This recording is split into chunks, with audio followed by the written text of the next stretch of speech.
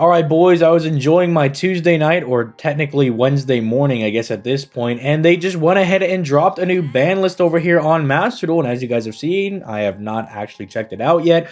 I'm pretty excited. Not a whole lot that I want to see hit realistically. I mean, I know Branded Despia is technically like tier 1 right now, but I don't know. It kind of feels like we're in a pretty nice format. You know, there's a lot of just kind of good decks running around. Maybe they'll hit some floodgates.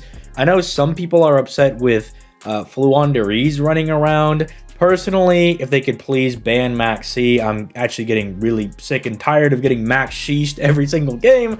But let's just go ahead and without any further ado, let's go ahead and look at what they've dropped upon us. Okay, Forbidden and Limited. They're banning Barrier Statue of the Stormwinds, bro.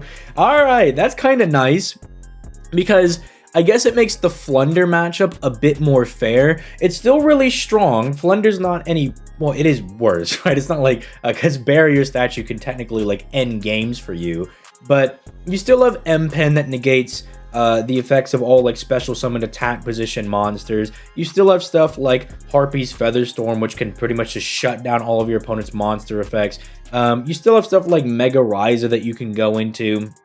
Some people play the like Roska engine, so you can like play a small world bridge. So this definitely does hurt Flunder a lot. It doesn't make Flunder unplayable, which I do like. It just takes like some of the floodgates out of it. Very similar to similarly, I didn't even just completely butchered that word, but very similar to like taking Imperial Order out of something like Eldritch, right? It's like Eldritch you could still play with all your other floodgates, but Imperial Order makes it a little bit more fair. But let's see what else they went ahead and hit over here. Semi-limited, anti... Galatea semi-limited! Oh, no, dude! Oh my goodness, bro, you do not know how gassed I am about this. Playing with one Galatea when you're trying to do Orcust is so bad because you want to be able to like loop your Galateas, but with one you literally can't do that. So having another Galatea, oh my goodness, that's gas. Limiting anti-spell fragrance is pretty good. Wondering why they never did that in the TCG.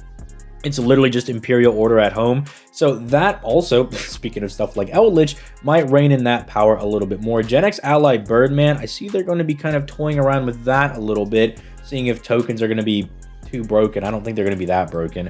For which the limit on the number of copies will be lifted.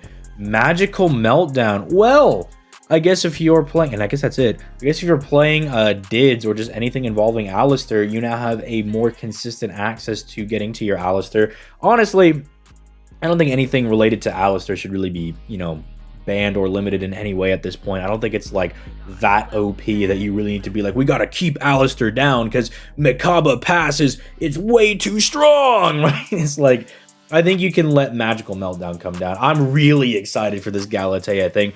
Barrier Statue is very nice as well. Hold on.